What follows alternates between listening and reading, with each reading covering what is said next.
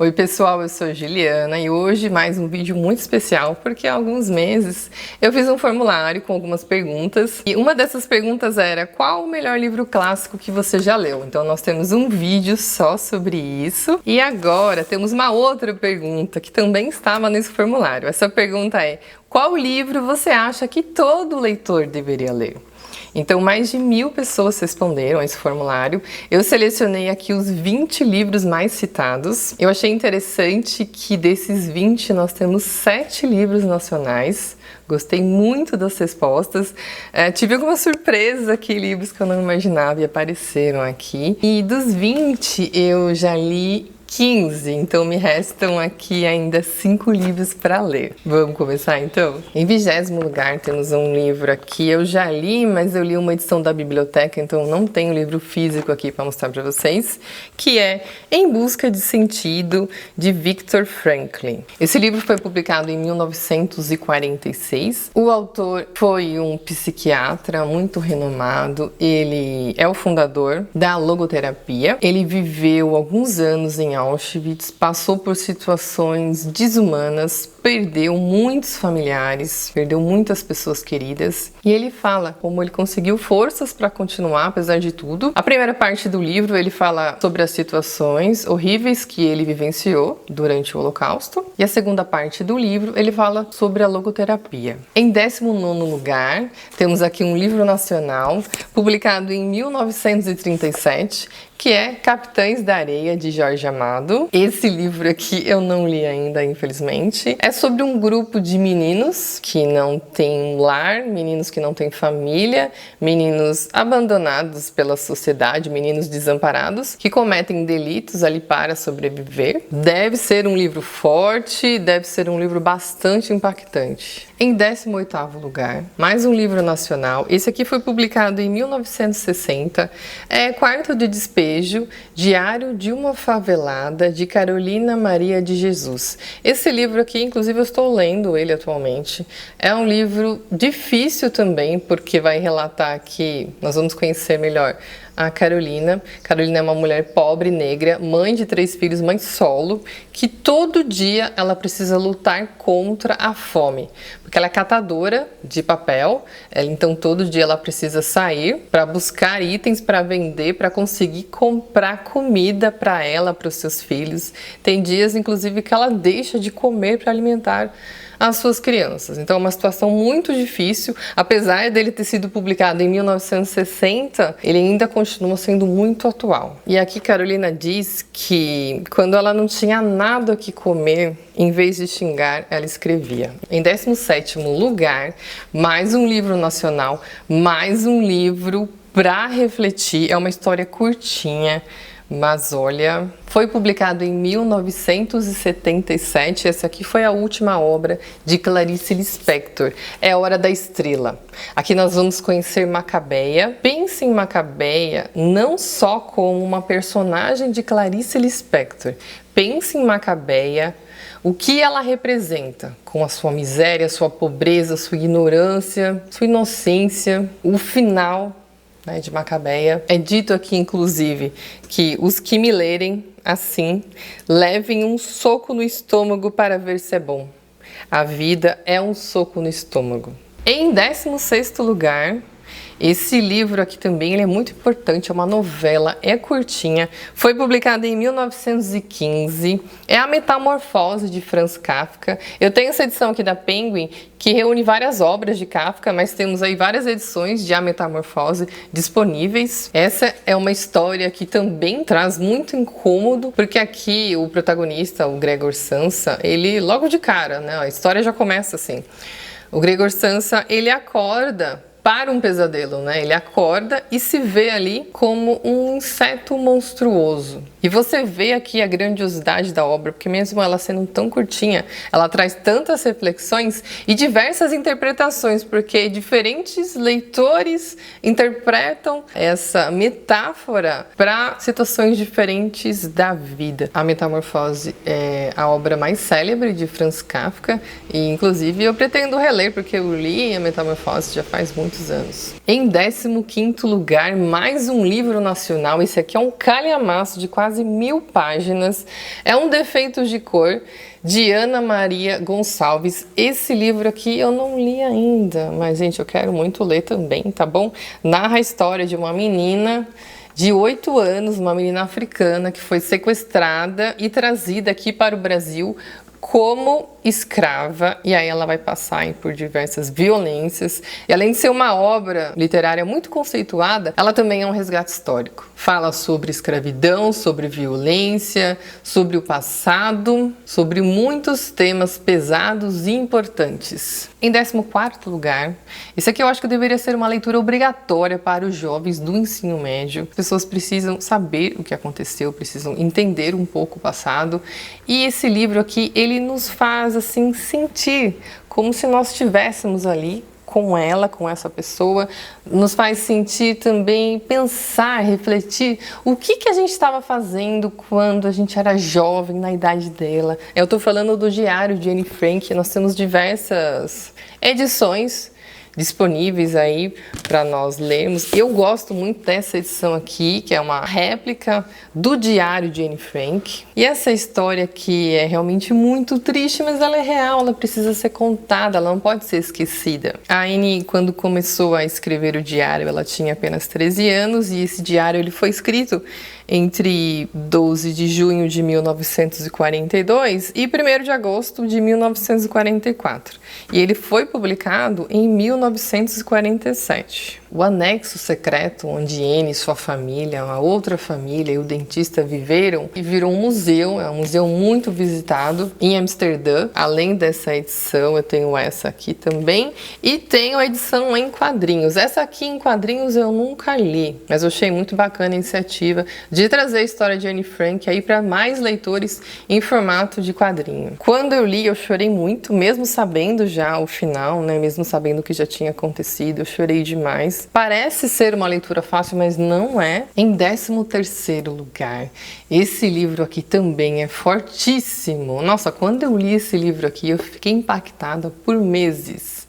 Fiquei pensando nessa história por muito tempo. É uma história que nos faz pensar assim, o que você faz quando ninguém tá olhando? Você é a mesma pessoa na frente dos outros? Ou quando não tem ninguém olhando? Se você puder se beneficiar de alguma maneira e não tiver ninguém vendo, você vai se beneficiar? Mesmo que para isso você prejudique o outro, não tem ninguém olhando, não é mesmo? Esse livro aqui, ele nos faz pensar também sobre a responsabilidade, olha a metáfora aí, de ter olhos quando ninguém mais os tem. É um ensaio sobre a cegueira do José Saramago. Essa leitura aqui, nossa, é muito forte mesmo. Realmente, aqui vai acontecer uma epidemia onde as pessoas começam a perder a visão. Então, assim, vão acontecer muitas coisas aqui. Olha que livro! Esteja preparado. Em 12º lugar, esse livro, eu amo esse livro. Esse livro mexeu demais comigo, eu acho assim, que foi um dos livros que mais mexeram comigo, tá aqui no meu interior. É um livro que fala sobre expectativa, sobre tempo, sobre a vida, sobre novos ciclos e portas que se fecham. É O Deserto dos Tártaros, de Dino Buzzati. É um clássico de 1940 e eu fiquei tão feliz de vocês colocarem esse livro aqui na lista. Eu acho também que todo leitor deveria ler O Deserto dos Tártaros. Eu sei que não é todo mundo que gosta tanto assim, mas é um livro que fala muito sobre isso, sabe? Aquela sensação que você, de repente você não tá contente com algumas coisas, mas você acha que algo melhor vai acontecer, que a sua vida vai melhorar e você vai deixando, você vai se acomodando. Essa questão, né, de se acomodar, esse livro traz isso. E o tempo passa muito rápido, os anos passam muito rápido. De repente, quando você vai perceber, muita coisa mudou ou não mudou, mas algumas oportunidades não estão mais disponíveis ali para você, né? A vida passa muito rápido. Eu acho esse livro aqui maravilhoso, eu amo. Para quem sempre acha que o melhor está por vir, né? Que a sua vida vai melhorar quando você tiver aquele trabalho dos sonhos ou quando você tiver a casa dos sonhos, é sempre colocar a vida lá na frente e não valorizar o que acontece aqui, porque a vida é aqui, é agora. E você está sempre preocupado com lá adiante, lá o que está por vir. E sabe o que está por vir? A única certeza que está por vir, você sabe qual que é? Que espera a todos? Você sabe qual é. Em 11º lugar, mais um livro nacional, um clássico de 1938, Vidas Secas, de Graciliano Ramos. Esse livro aqui, eu reli ele agora, esses dias. Vai falar aqui sobre uma família de retirantes do sertão brasileiro. E aqui nós temos Fabiano, sim, a Vitória, um menino mais velho, um menino mais novo, e Baleia, que é um personagem muito importante aqui, né? A gente se emociona muito aqui com Baleia. Você vê aqui a realidade, mais uma vez, a realidade aí de muitos brasileiros, uma realidade que não mudou ainda, infelizmente. Você vê a dificuldade que eles têm até de se comunicarem. É dito aqui, inclusive, Fabiano dava-se bem com a ignorância. Tinha o direito de saber? Tinha? Não tinha. E aí você pensa, como que eles vão sair dessa situação? Já estamos aqui no 10º lugar. Olha aqui, um livro muito importante da nossa literatura, um dos livros mais importantes aqui. Entrou nessa lista. Esse livro ainda eu não li, infelizmente, mas olha, eu vou ler, sim, tá bom?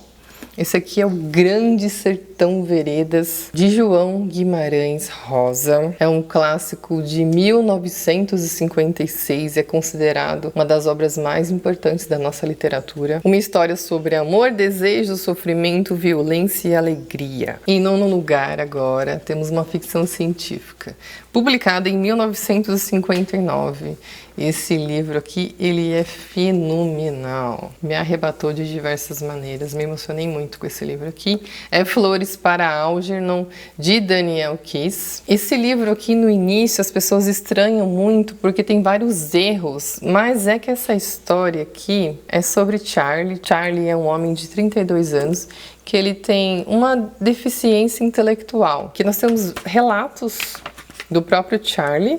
Por isso tem muitos erros aqui, mas esse estranhamento é só no começo, porque ele vai passar por um procedimento para ficar mais inteligente. Então nós vamos acompanhar aqui esse aumento, né, da inteligência, e junto com esse aumento da inteligência vem também muitos questionamentos sobre coisas que aconteceram no passado, sobre sua família, sobre seus colegas. Olha, é um livro que muda a gente, entendeu? É impossível não ter empatia. Com esses relatos aqui, nós vamos sentir também esses erros são de propósito para você se colocar aqui no lugar do Charlie, para você entender o mundo dele, as limitações. E é interessante que a ideia desse livro veio porque o autor, Daniel Keyes, ele era professor e ele lecionava inglês para uma turma especial de jovens com baixo QI. E aí um dos estudantes perguntou para ele se caso ele se esforçasse bastante, ele poderia se tornar inteligente. É um livro assim de partir o coração.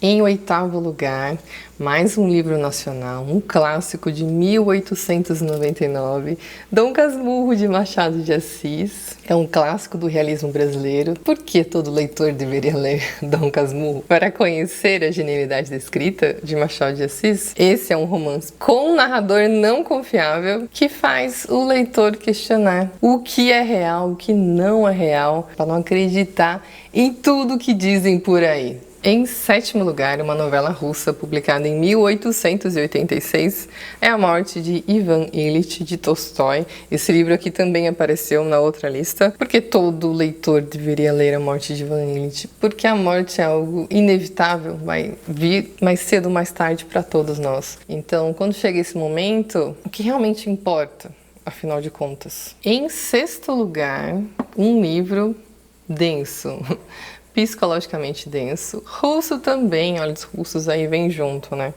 Esse aqui é O Grande Crime e Castigo, de Dostoiévski, foi publicado em 1866. É um livro sobre princípios, culpa, muitas questões internas aqui.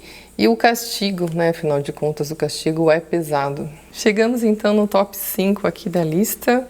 Em 5º lugar, é uma distopia publicada em 1949.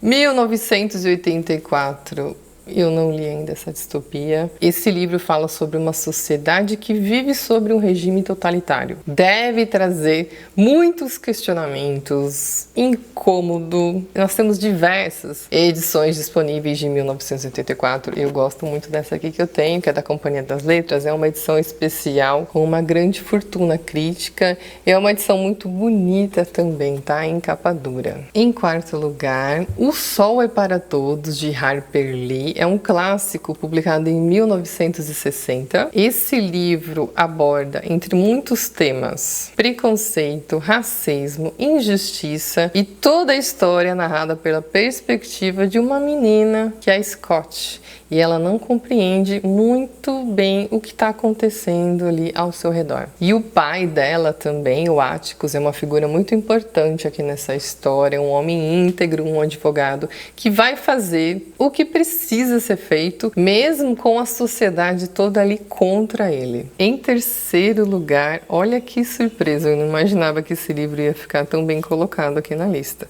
O Pequeno Príncipe, ele foi publicado em 1943 e eu vou ler aqui uma nota dos editores aqui que sintetiza muito bem essa obra. O Pequeno Príncipe é a versão da criança eterna. Ele chora, ele se enfurece, tem saudade, sofre, faz amigos, enfrenta, foge, briga. Graças ao olhar que lança sobre as coisas, sempre curioso, sempre disposto a aprender, ele induz o leitor a repensar as ligações entre a sua infância e a sua vida adulta. Eu acho que por isso que O Pequeno Príncipe é um dos livros mais lidos e foi um dos livros mais citados aqui nessa lista. Em segundo lugar, esse aqui é o livro mais lido do mundo.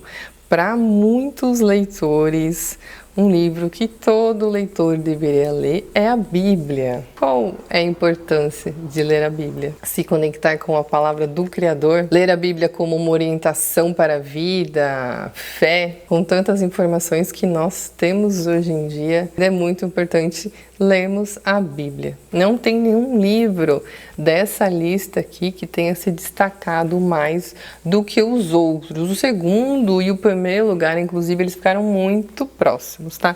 Em primeiro lugar, ele apareceu também na outra lista. É um clássico de 1862, um clássico francês de Victor Hugo, Os Miseráveis. Eu vou ler rapidinho aqui um prefácio com as palavras do próprio Victor Hugo. Enquanto 3 problemas do século, a degradação do homem pelo proletariado, a prostituição da mulher pela fome e a atrofia da criança pela ignorância, não forem resolvidos, sobre a terra houver ignorância e miséria, livros como este não serão inúteis. É um livro que nos torna mais humanos, é aquele tipo de livro que a gente acaba saindo diferente da leitura, né, desse grande clássico. Porque existe o miserável, a questão social, e tem o miserável na alma. Olha só que interessante, né? Os Miseráveis, ele apareceu em primeiro lugar nas 2 listas. E se você sentiu falta de algum livro aqui que você acha que todo leitor deveria ler,